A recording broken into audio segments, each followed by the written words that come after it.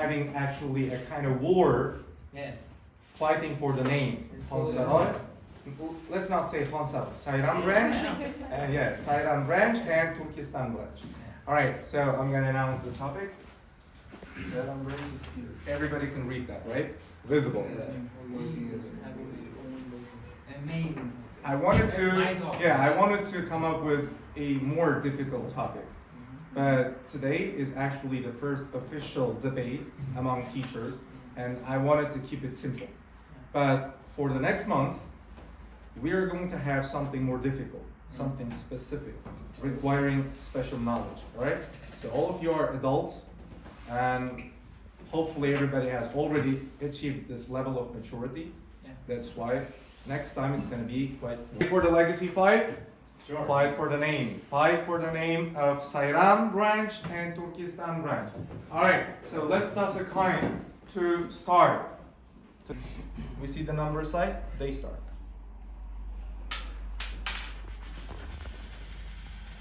You start. Emblem side. In any risk-taking moments. But those who are the employers here, such as Yoppage, he's the one who will be accounting for, he's the one who is in charge of everything that happens to the company itself. And that's probably why I believe that being an employee in some sort of company is a lot better, is well better than being an employer. That's it.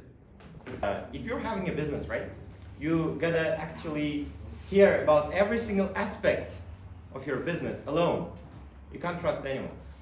And this is a very big burden, I can say, for a person who has his own company. So thank you very much. So with what kind of purpose we play games? In order to relax. So life is a game played briefly, and we have like endless analysis. Like political, economical, social, technological, environmental, and legal analysis. So what I mean is that if you have your own business, you need to always care about political sides, legal sides, or other sides like environmental or different things. And you have a lot of problems there. For example, makes a fortune, and after that they don't have to work till the end of their life. For example, like businessmen Jeff Bezos, Warren Buffett, and Bill Gates, and other people. But people who work in, for example, in ordinary jobs, like take an example that logistic companies. I have a lot of friends who work in that kind of companies, and they always wait their salary. For example, for 2 months, for 3 months. The thing that I'm going to talk about is the independence and freedom that you get from having your own business, actually. And that's the most important and the main thing people look for when they think about starting their own business. And with independence, with freedom, comes a lot of opportunities. For example, independence gives you the privilege to be your own boss. You don't need to rely on someone, you don't need to depend on someone when it comes to making important decisions that can turn over the future of the company. So it's going to be your own responsibility, and with huge responsibility comes huge reward, actually, comparing to the people who have the lesser responsibility, and of course they have the less reward. Overall, my point is about it's related to 3 parts, and in the first part I'm going to talk about the sense of ownership. Well, as everybody knows, when you open a business, you feel the sense of ownership. By the word sense of ownership, by this expression, I want to say that your business will be your own child. And when many people talked about love, and while they wanted to say responsibility, when many people talked about security, while they really wanted to say was like freedom, I want to talk about this specifically, this part of my speech where it says sense of ownership. Well, when you create a business, it almost feels like it's your own child. And what happens when you have a child in your family is you realize your own hidden skills. I came up with a spontaneous point, and it's about dealing with misconceptions and stereotypes. The first one is workload and stress that has been mentioned by so many people here, and you have to consider one thing. That person is not loaded with something he can't handle. I don't want to go religious now, alright? even apart from this, there is a golden rule in life.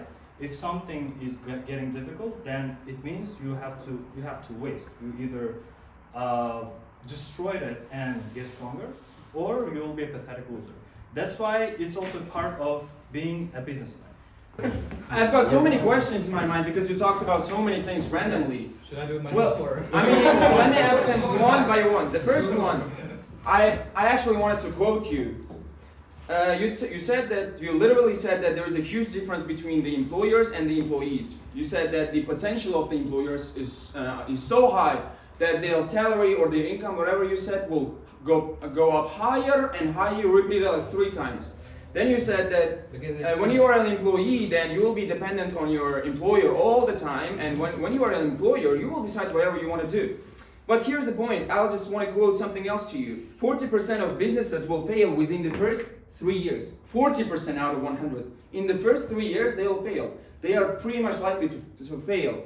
And in 20 years, the rest, the other 80% is bound to fail. If you have a business, and even if you are too professional, 80%, and you are included in the 80%, because I'm sure you're not the guy who will be able to, open something that will continue for the rest of the entirety of human beings. No, 80% of random businesses will last at most 20 years. And you said that you are going to be, financially free, doing whatever you want, but you know what, there's no light without dark. I mean, you think that you only talked about the positive sides, but I wanted to remind you something. There are the negative sides as well. You said that if you are the employer, your salary or income will go up higher and higher, but there is something else. It can go lower and lower, like day by day. So what do you say about that?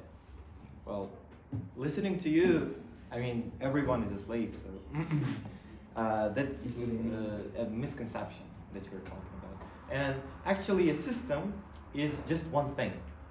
You create it and it works, right? So the main work here is actually conducted and, provided, I can say, by the employees. Because without employees, this is nothing, right? And it is the same for all the businesses and all the corporate jobs and other stuff, corporations and so on and so forth. Employees are directly linked to what employers oblige them with, all right? And second thing, talking about the volatility, this was the second factor brought up by Abdulmajid. Yes, it may go up and it may also go down, but this volatility can be managed by the employer. Yeah. And I'm sure there will be, I can foresee what you're gonna say. You may say that employees may manipulate. Yeah, there might be reports given vague, not very clearly, or maybe even corrupt. For example, I don't know, managers, right? Or other employees may simply report incorrect information and have this manipulation. But the real employer will see that coming and they may manage this. If necessary, they may sack them and replace them, as happened recently, for example. This is what I wanted to say. Salary, indeed, but it was something of a previous century. Something old-fashioned. Right now, whatever company you work for, they have they have fixed salary as like we have, and they also have their flexible salary, which means the harder you work, the more you get paid. And for example, I as a teacher, let's say I may have 50 students and another teacher may have 50 students, and we are of the same category. Our teacher's category is the same, right? But one can earn a million sums more than me, for example, just because he works a little harder. He's let's say his students' quiz results are better. Like all of the categories, all of that KPI thing we say is better. So that's why he can earn more than me, being in the same category.